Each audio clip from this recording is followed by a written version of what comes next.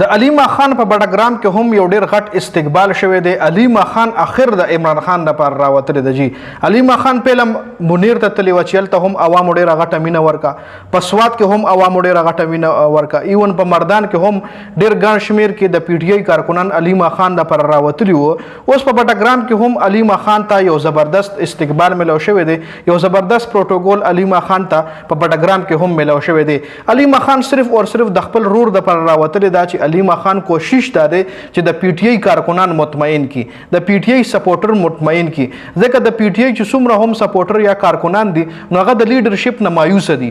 نو علیمہ خان اوس وایي چې اوس په خپل روزما او دا لیډرشپ نه علاوه زه په خپل روزما او دا کارکنان به زه مطمئن کما چې مونږ به تاسو سره ولاړ یو، خو تاسو مونږ سره ودرېږئ د عمران خان د رهایی دپاره، د عمران خان د ټریټمنټ دپاره، هغه سره د ملاقاتونو دپاره، هغه سره د هغه رهایی دپاره مونږ فیملی روزو نو اوس تاسو هم مونږ سره ودرېږئ. علیمہ خان عمده خبره په دغه جلسو کې دا کم جلسو له چې یا دا کم سټریټ موومنټ کوي نو په دې کې علیمہ خان دا خبره بار بار کوي چې زه د الیکشن دپاره نه یم راوتی، زه یو سیاسي ښځه نه یم، خو د خپل رور دپاره راوتلی یم، د هغه د رهایي دپاره، د هغه د ټریټمنټ دپاره. بل سلمان اکرم راجا وایي چې عمران خان سره کله زموږ رابطې ختمې شوي نو تقریبا 9 میاشتې وشوې چې عمران خان سره زموږ رابطې نه کیږي.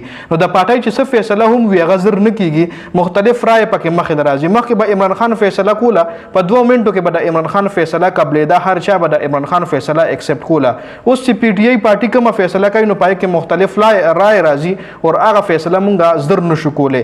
په دې ورته فواد چودھری جواب ورکړی. فواد چودھری ویلی دي چې پی ټی آی نه اهم لیډرشپ چې کوم دی هغه اسټابلیشمنټ لري کو، او اوس چې پکې کمې پاتې نو دا عمران خان مسخرې راټولې کوي. فواد چودھری ولا مسخرې ویلي دي، او عمران خان تم پکار دي، اسټابلیشمنټ تم پکار دي چې په دې باندې غور وکړي، په دې باندې یعنی اسټابلیشمنټ تم پکار دي که حالات بهترۍ طرف ته بوزي نو دغه د پی ټی آی لیډرشپ ته واپس بحال کی.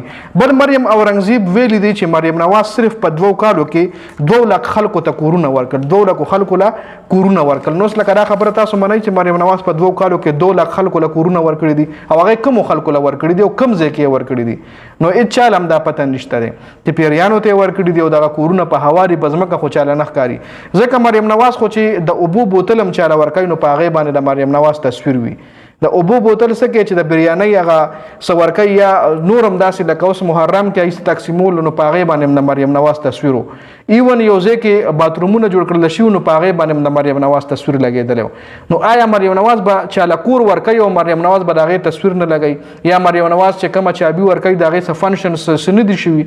نو دلته مریم اورنګزیب چې کوم دا یا مسلم لیگ نون چې کوم دا نو دی انفیلډ هیڅ قسم پرفارمنس نشته دی، خو په میډیا باندې خلکو لا د دروغو خبرې کوي. جی خبل منیب فاروق ویلی دی چې نون لیگ د پاره غټه مسله اوس دا چې یو خو د پټرولو مسله ده او بل د سیاسي کیریر چې کم دی غدی اوس نشي بچ کولای چې کله الیکشن شو دا نون لیگ به خلکو ریجیکټ کړی وي، ځکه د پاره غټه مسله یو مهنګای ده او بل د پټرولو قیمتونه دي چې دا مسلم لیگ نون د پاره یو غټه ایشو ده، او یو طرف لور د فارم 47 تانه ملاویږي. نو که چېرې کله هم الیکشن کیږي نو د مریم نواز دی د مسلم لیگ نون د کیریر سیاسي چې کم دی ختم دی الریډي.